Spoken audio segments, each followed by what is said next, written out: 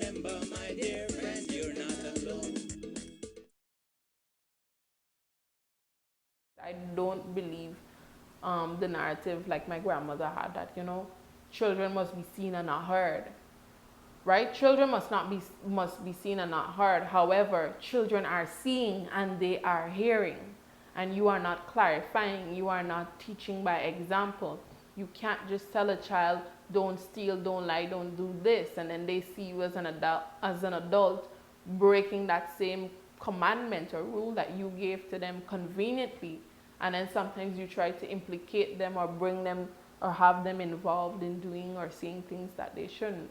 So for me personally, I would really want to get to the space where I can truly, be open to modern day parenting practices, and ones that involve me being very, not necessarily the best friend to my child, but just being a good parent and also a disciplinarian, because I have to have some amount of discipline where my children are concerned, given the fact that because I do work in social work and I've seen what happens when you give children a little too much free rein. And when I say discipline, I don't necessarily mean beating, but there are consequences to actions.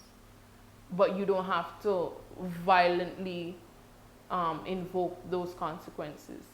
There are ways that you can, do things that let your children understand that, okay, so this is what happens if I do this. Yeah, let's not do that. Without them having to feel or grow up thinking that, my parent hates me, and me having to speak to them in such a way that would reinforce this hate.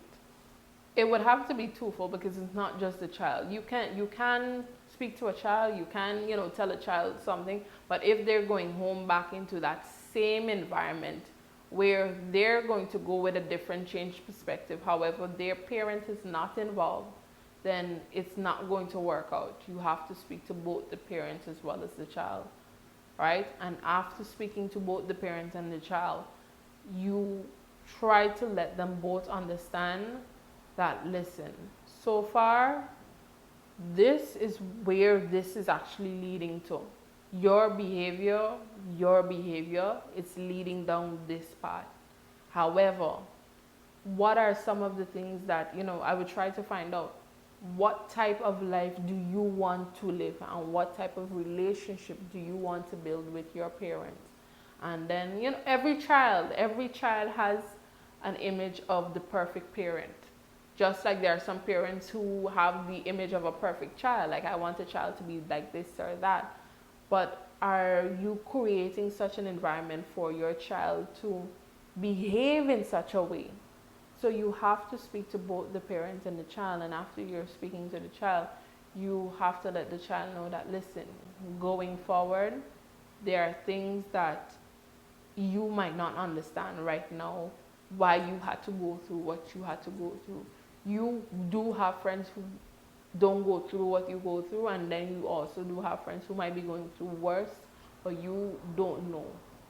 And the biggest thing is you have to be able to let them understand that drinking and smoking and any type of addiction that they see fit to, numb the pain, that might numb the pain, but that never nips the pain in the bud. That never solves the issue.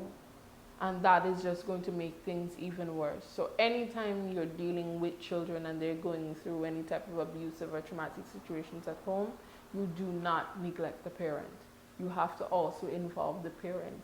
And when that parent is involved and understands that this child's feelings should be validated, then that is the beginning of change.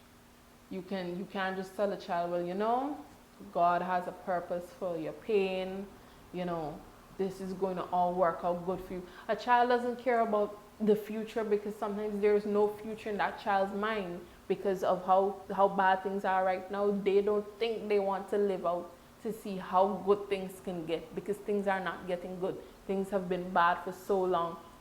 What is the possibility of them getting better?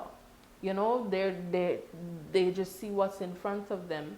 And children would love a quick fix. They would love if right away things can just change overnight, and mommy or daddy could come and hug them and love them and treat them with some respect. But this is Guyana, and our culture is very different. And these cultural norms and practices take time to break. And it's hard, and some parents do relapse, and it's hard for some children to always treat them with respect. So children as well are going to lash out.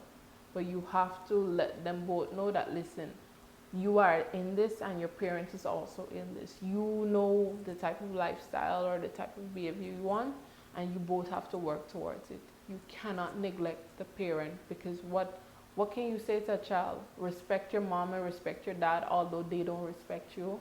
I want to treat you like dirt. And with this day and age, with the exposure to Western culture, you have to be very, very careful, because children are really keen and quick to say, well, you know what, that's it, I give up, I'm done.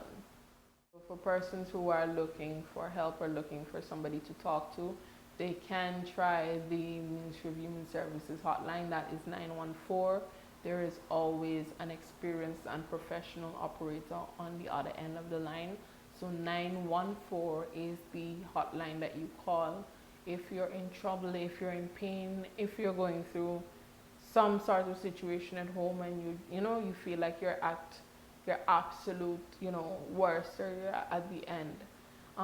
Aside from the hotline, you can also go into any of the child protection agencies across the country, child protection agencies. There are also probation offices, there are police stations, there are schools, there are trusted adults. There are adults that persons look up to in society who you might see, well, you might be comfortable telling your story too, because sometimes not everybody is comfortable going to these big organizations and agencies and discussing what's happening, especially if the person they have a complaint against or their family is popular and well known. So there are agencies that you can reach out to. Social workers are in existence in many different areas. If you have an NGO wherever you live, you can always check them out. There is also the directory has some information. You can also check Google. I know everybody is quick to check Google now, so you can always find help if you look for it. You can always find help, and there are persons who can get on to relevant authorities.